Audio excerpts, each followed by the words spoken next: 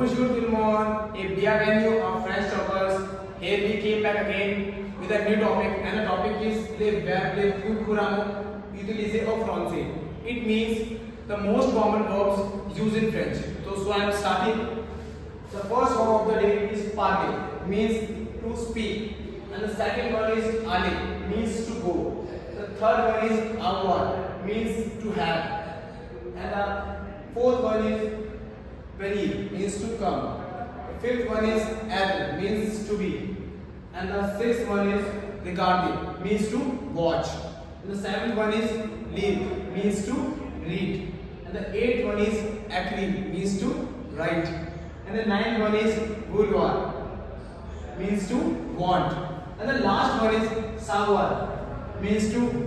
I will not tell the meaning of this verb. You have to tell the meaning of this verb in comment section. Like, comment and share for more interesting video.